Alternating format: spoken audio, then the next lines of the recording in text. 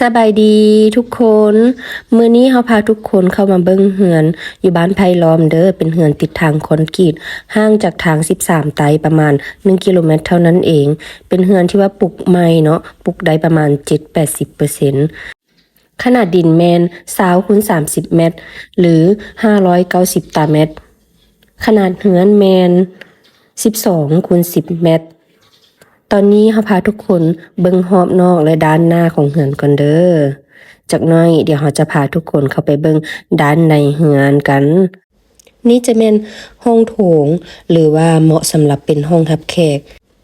สำหรับไผที่เป็นเจ้าของใหม่ก็เพียงแต่ว่ามาใส่กะโหลทาสีใส่บานปงเยี่ยมบานประตูแล้วก็ใส่เพดานใส่น้ำใส่ไฟเท่านี้ก็สามารถเข้ามาอยู่เฮือนใหม่ได้เลยเด้อมีทั้งหมด3ห้องนอน2ห้องน้ำ1ห้องรับแขก1ห้องครัวเป็นเฮือนที่ตั้งอยู่เขตชุมชนใกล้ตลาดใกล้โรงเรียนเดี๋ยวจักหน่อยเขาจะพาทุกคนเข้าไปเบิ่งห้องนอนที่1เด้อห้องนอนที่1นี้จะเป็นห้องนอนขนาดใหญ่แดเนาะขนาดของห้องแม่นประมาณ4 x 6 เมตรกันเลยก็ว่าได้นี่จะเป็นของหลังคาที่ว่าเพิ่นปลูกเนาะต่อไปเราจะพาเข้าไปเบิ่งห้องนอนที่2มีห้องนอนที่2นี้ก็เช่นเดียวกันมีลักษณะที่ว่าค่อนข้างแคบกว่าน้อยนึงต่อไปจะพาเข้าไปเบิ่งห้องนอนที่3และนี่มันห้องนอนที่3เนาะทุกคนสำหรับห้องนอนที่2และห้องนอนที่3จะเป็นห้องนอนขนาด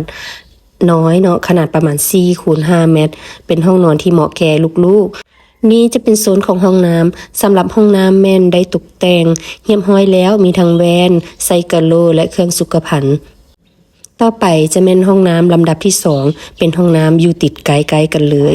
ลักษณะแม่นคล้ายคือกันเนาะแม่นตกแต่งเรียบร้อยแล้วเส้นทางเข้ามาเฮือนก็สะดวกสบายเป็นเส้นทางปูยางแล้วเลี้ยวขวาเป็นทางแดงน้อยนึงแล้วจากนั้นก็เป็นทางปูคอนกรีตเข้ามาฮอดเฮือนเลยนี้จะเป็นโซนของเดินหน้าบ้านเดินหน้าบ้านนี้กว้างขวางสามารถจอดรถใหญ่ได้ประมาณ 4-6 คันและมีกำแพงอ้อมรอบไปแล้วมีหัวใส่กระแจคักแน่โซนด้านข้างของเฮือนยังมีพื้นที่ว่างประมาณ2 เมตรสามารถเฮ็ดเป็นสวนขนาดน้อยปลูกผักไว้กินได้ถ้าท่านใดสนใจอยากรู้ราคาเพิ่มเติมสามารถติดต่ออินบ็อกซ์หาได้หรือนัดเข้ามาเบิ่งเฮือนตัวจริงขอบใจและโชคดี